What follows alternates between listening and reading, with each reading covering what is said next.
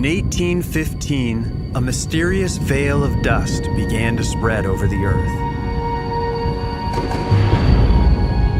The culprit was a remote East Asian volcano, Mount Tambora. It was the largest eruption in modern history, spewing out 80 cubic kilometers of debris and taking up to 100,000 lives. But even this was just a fraction of what Earth is capable of. Supervolcanoes, like the ancient eruption of Mount Toba in Indonesia, can unleash 50 times the power and 30 times the amount of debris.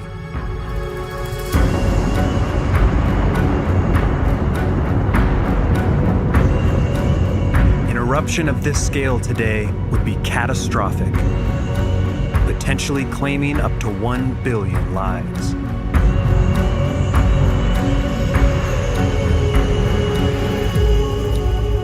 There are about 20 active supervolcanoes on Earth today, sleeping beasts that present an even greater threat than asteroid strikes. Instead of waiting for them to explode, what if we could steal their energy and use it for ourselves? One NASA engineer has a proposal for exactly that.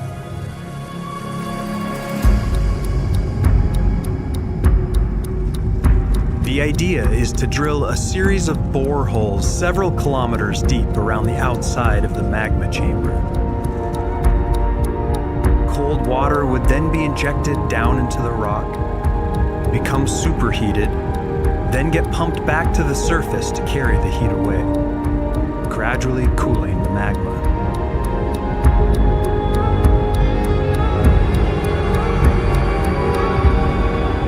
The location of the boreholes will be critical.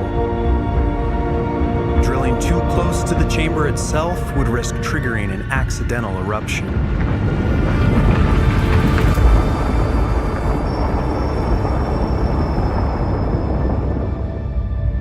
But if done right, the superheated water removed from below would provide a continuous source of renewable energy. And over tens of thousands of years, the energy removed may eventually be enough to cool the chamber completely.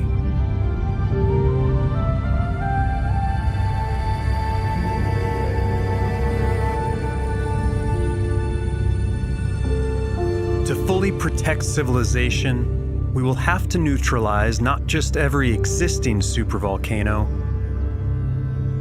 but all future ones.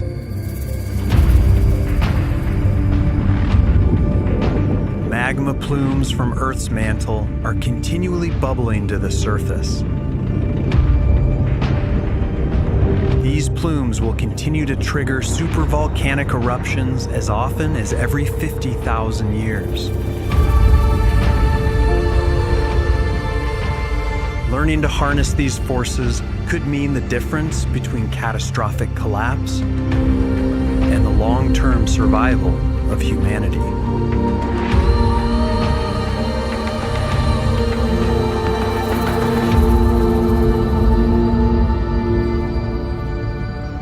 But it's not just supervolcanoes we will have to manage. From the lithosphere to the atmosphere, each of Earth's layers are prone to shocks that can threaten civilization and life itself. Our job is to protect and manage these layers with the power of technology, to build a safer, more livable planet where life and humans can thrive together for millions of years. And creating a safer planet starts with creating a safer climate.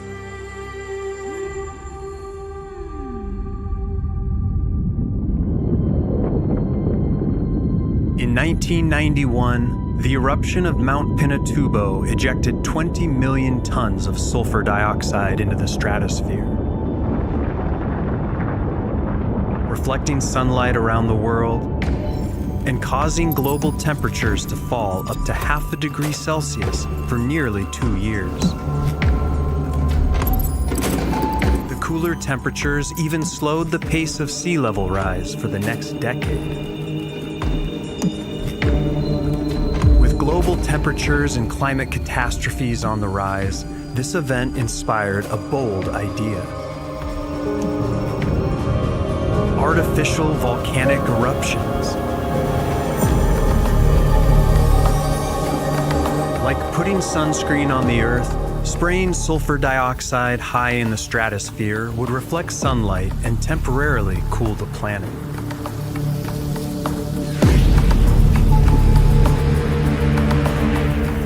A single ounce of sulfur dioxide in the stratosphere can offset the warming effects of several tons of carbon dioxide for a year. Dusting the sky would have an immediate effect, buying us time to decarbonize the global economy. But there's a catch.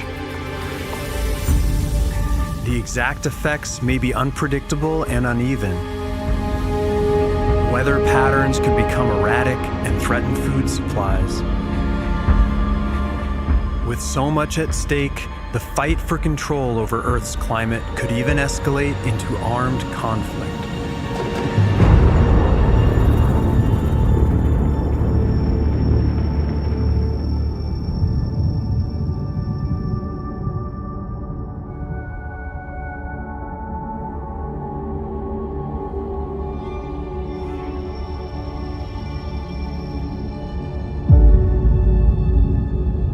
A team at MIT has developed a concept for a giant solar shield out in space, thousands of kilometers across.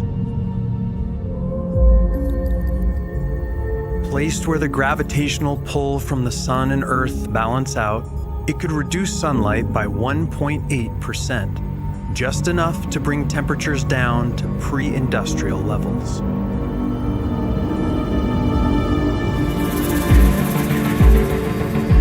The shield would be made of silicon bubbles, inflating out in space to ease their transport, and deflating if the solution needed to be reversed.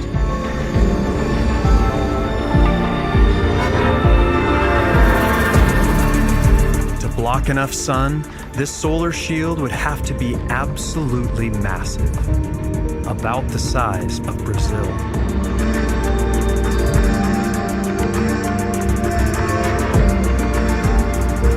Others have proposed systems of space mirrors to precisely redirect sunlight, which could be used to increase solar radiation if temperatures drop too low in the future.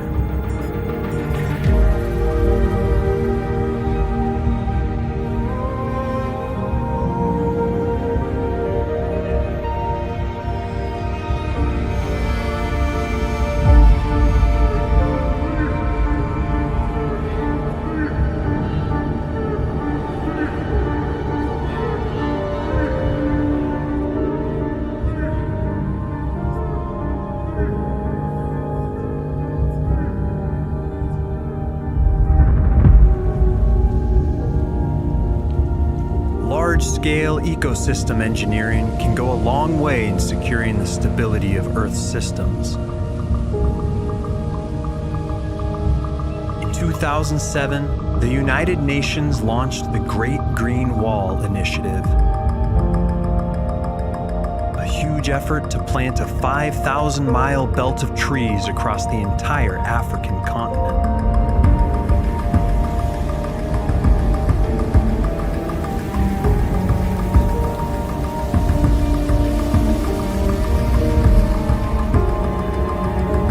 Vast new forest will not only suck up 250 million tons of carbon, but also combat desertification, increase food security, and create millions of jobs.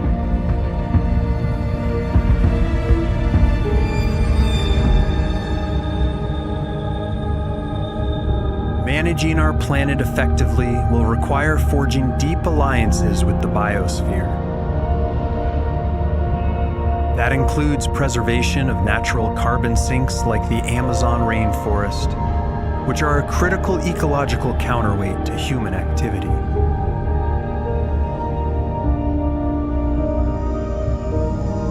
But in some cases, that may also mean bioengineering new forms of life itself.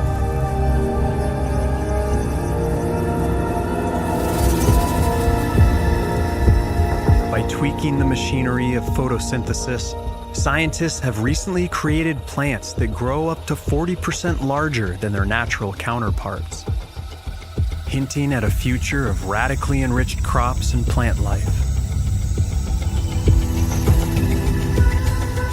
They have also begun to engineer algae that convert sunlight into clean-burning hydrogen fuel,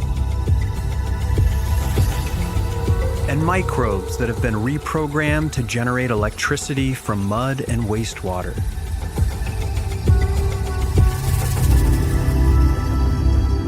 But most dramatically, we are now on the path to creating a hybrid woolly mammoth by tweaking the genes of Asian elephants.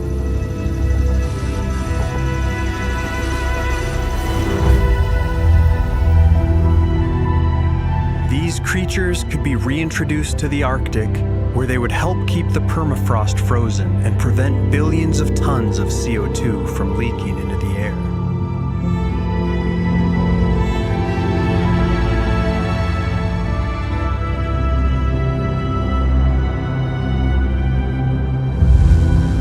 Genetic engineering could become our most potent tool for managing the planet, maintaining ecological balance and making the biosphere more diverse and resilient.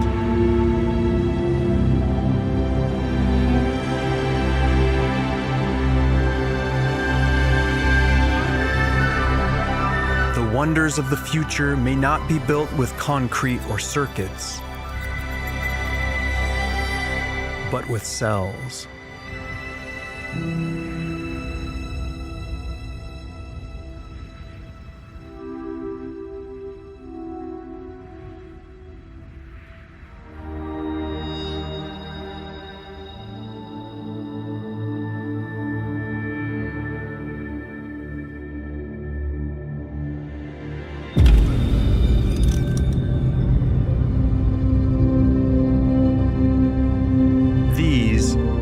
Are mechanical trees.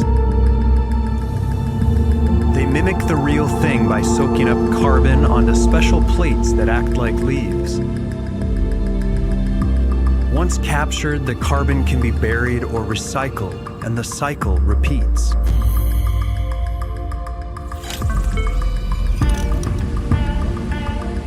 A single one of these machines can sequester as much carbon as 1,000 living trees. Vast forests of artificial trees could be deployed in inhospitable regions. And with 100 million of them, we could offset our entire carbon emissions.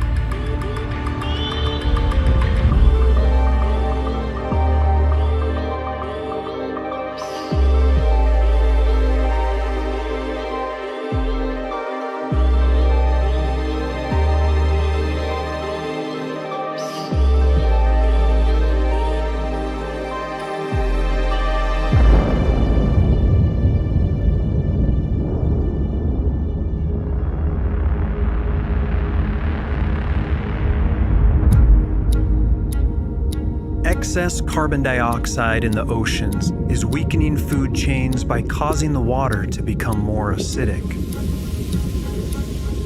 Pulverizing a part of barren seabed would allow rock particles to soak up the excess CO2 and restore balance to the waters.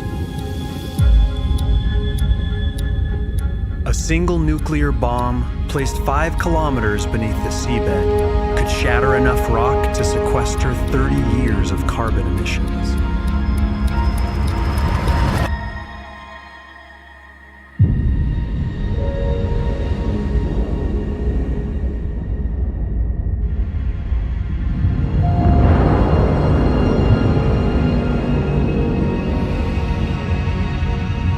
The bomb would have to be massive, potentially over 1,000 times more powerful than Tsar Bomba, the largest nuclear bomb ever dropped. But the deep sea water pressure would contain the blast and minimize fallout.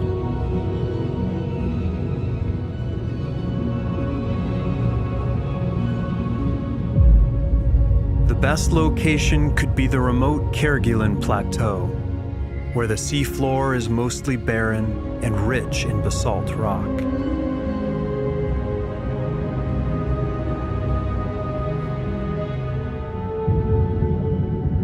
This is geoengineering at its most extreme and most dangerous. But preserving the oceans and millions of human lives makes even the most extreme ideas worth considering.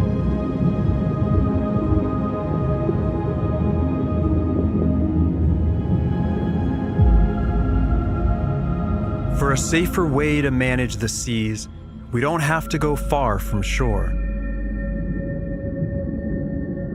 Artificial reefs, built from sunken ships and man-made materials, can become bustling marine cities, with some studies showing fish abundance increasing up to 20 times compared to bare seabed.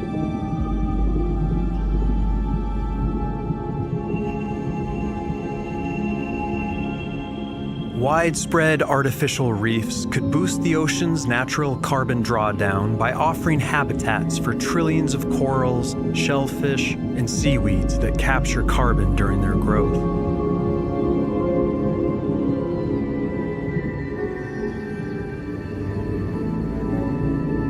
On a massive scale, these reefs could offer powerful natural defenses, reducing erosion and storm surges by absorbing wave energy.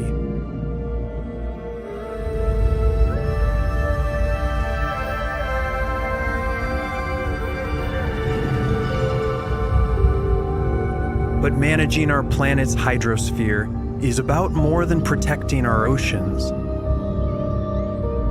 It means preserving the glaciers and ice sheets that cool the world and hold back rising seas.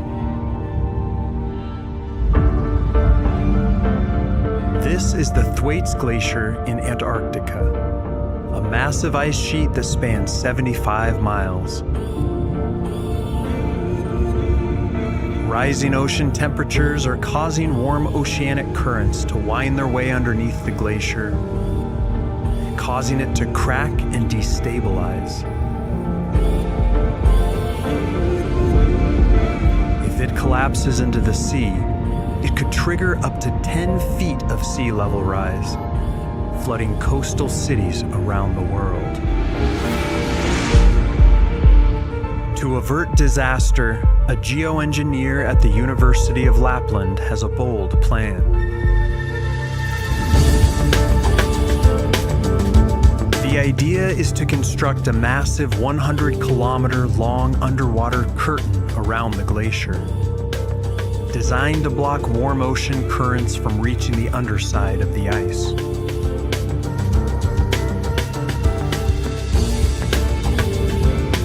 This vast undersea barrier would be engineered to withstand collisions with icebergs and could be removable if problems arise.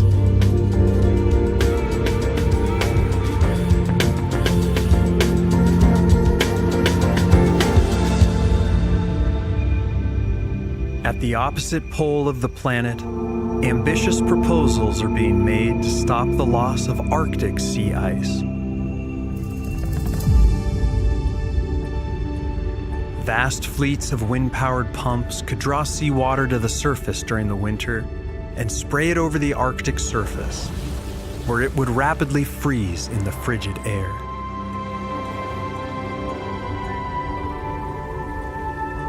An American architect has recently designed a polar umbrella, which would float in Arctic seas using solar power to harvest seawater and create new ice.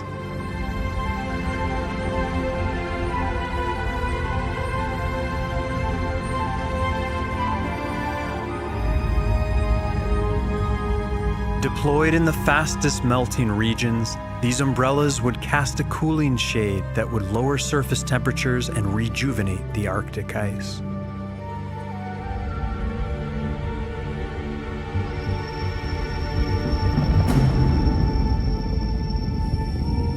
But most of these grand solutions have a common problem. They each require enormous amounts of resources and energy. Where do we get the power and materials? And how will the insatiable demand for energy shape Earth's future?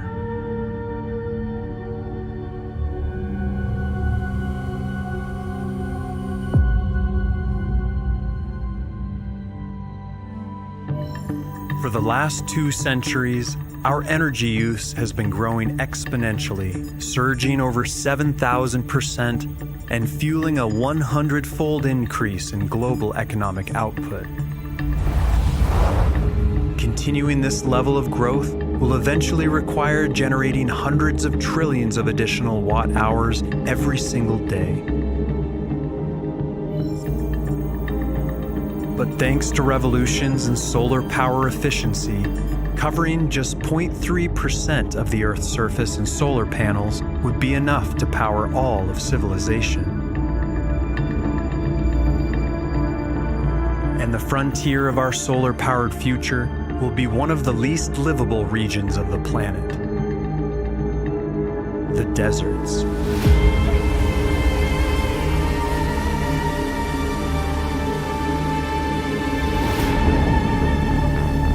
Deserts provide ideal conditions for solar power with their vast, flat landscapes, abundant silicon, and constant sunlight. There are now proposals for massive-scale solar farms in the Sahara, capable of generating 4 times our current global energy usage.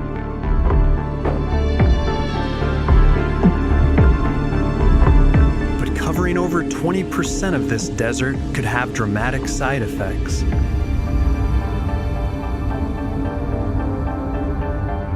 The increased heat absorbed by the dark solar panels could disrupt global weather patterns and cause a spike in temperatures, especially at the poles.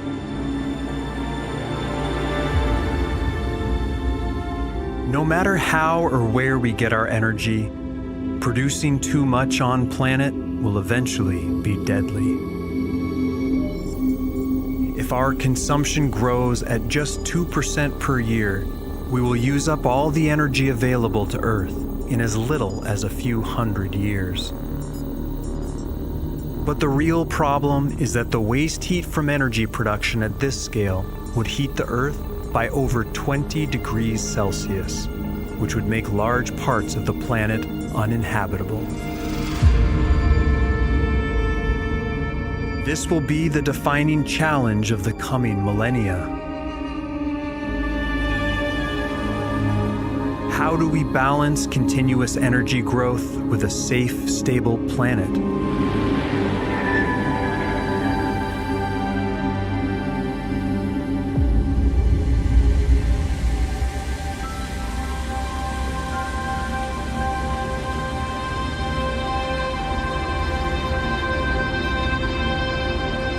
By placing large-scale solar power arrays in space, we could capture uninterrupted sunlight nearly 24 hours a day, then beam the power down as lasers or radio waves.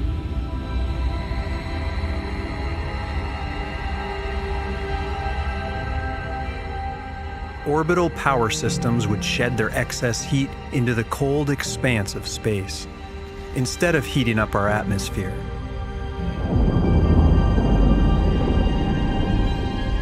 China is now planning a 1-kilometer wide solar array with the long-term goal of beaming gigawatt levels of clean electricity down from orbit. And a team from Oxford is planning an even bigger station, 1.7 kilometers across, called Cassiopeia, designed to be built in orbit.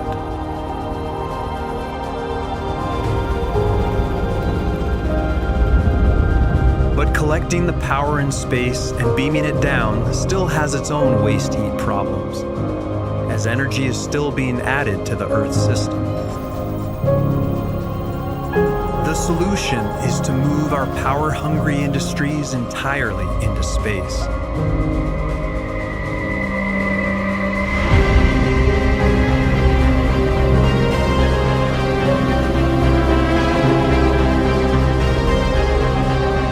This way, the energy can be collected, spent, and radiated completely outside of Earth's fragile system.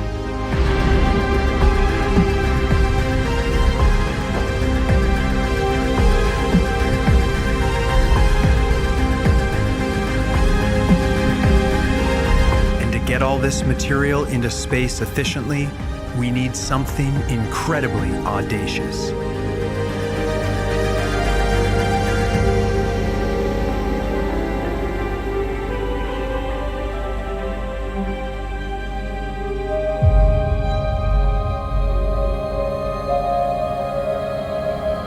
Like a highway to the skies, a space elevator would open safe and easy passage to the next technological frontier,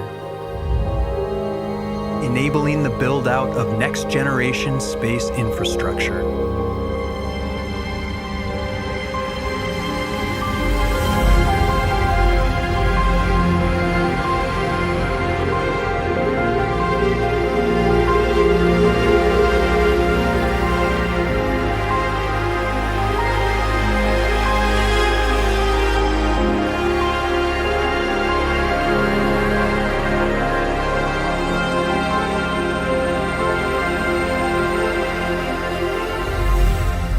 To build it, a cable over 36,000 kilometers long would be lowered from a counterweight out in space, then anchored to a port station on the equator. A space station could then be positioned at geostationary orbit, at the point where the gravitational and centrifugal forces balance out.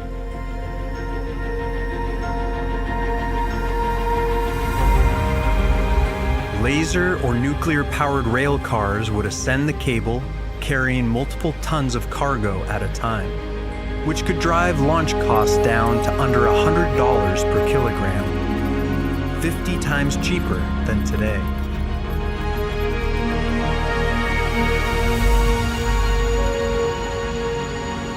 This could accelerate the mass production of solar power arrays, orbital data centers, research stations, and spaceports, laying the foundation for a new orbital frontier.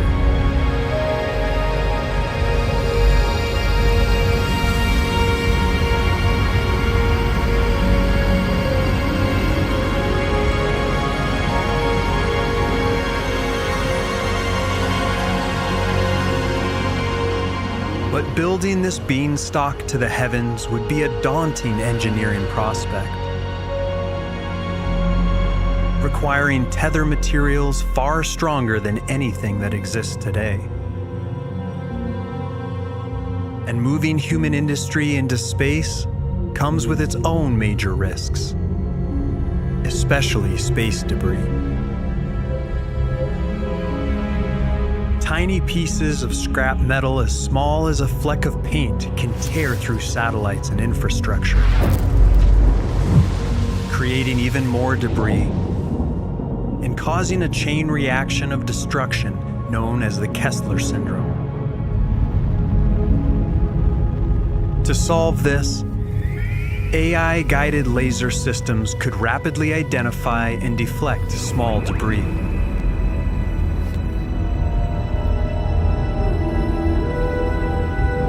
While larger pieces could be safely captured and deorbited.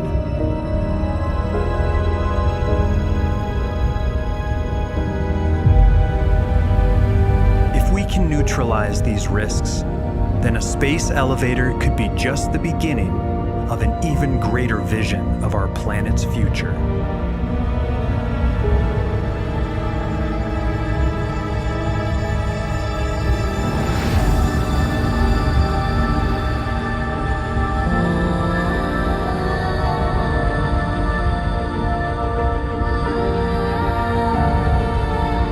This is the crown jewel of space infrastructure. The orbital ring. This superstructure could become the backbone of our future civilization, a hub for everything from energy and transportation to climate management and tourism.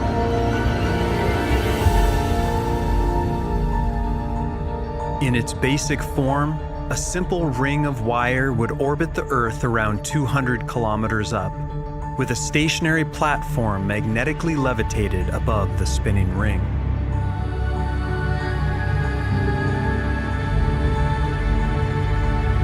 It could be built as a free-floating structure or be tethered to the Earth at multiple points.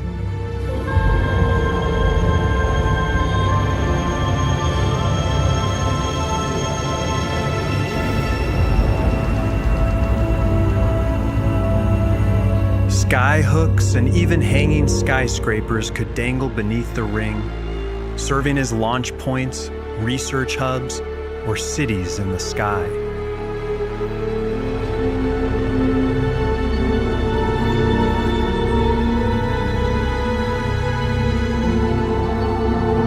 Rotating the inner side independently would generate gravity through centrifugal force, making the area habitable and offering spectacular views.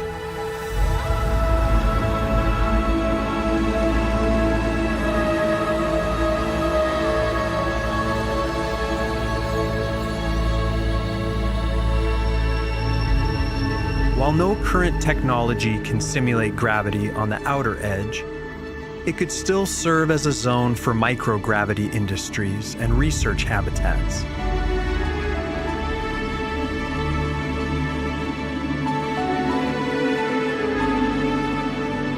An intricate network of rings could be built at different inclinations, offering rapid point-to-point travel almost anywhere on the planet.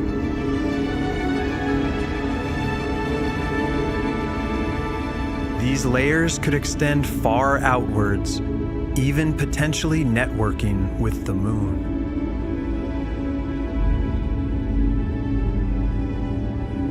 But the sheer size of orbital rings would pose their own dangers.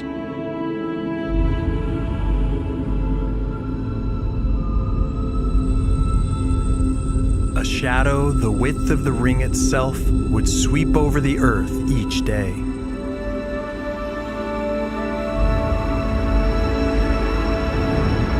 For narrow rings, this would have little impact on ecosystems below.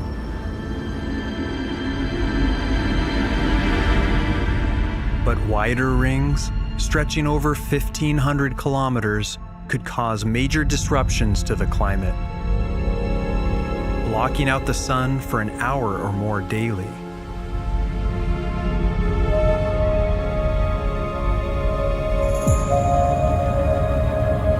Building one would be a towering engineering feat, as the ring would require tens of billions of tons of raw materials and constant active computer control to prevent collapse.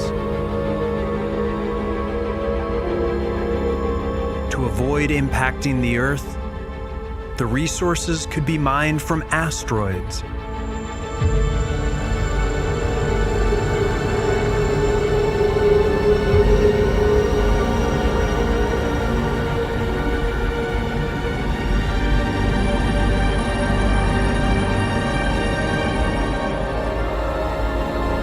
This may all seem like a far-off dream, but there are already proposals for prototype orbital rings that cost as little as $9 billion.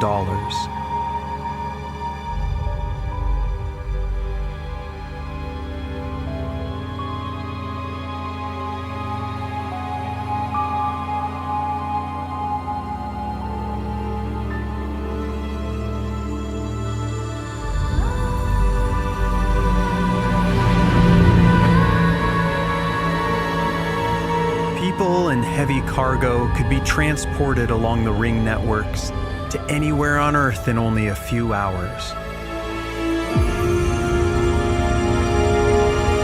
Vast orbital cities and arable land could circle the planet and serve as new human frontiers.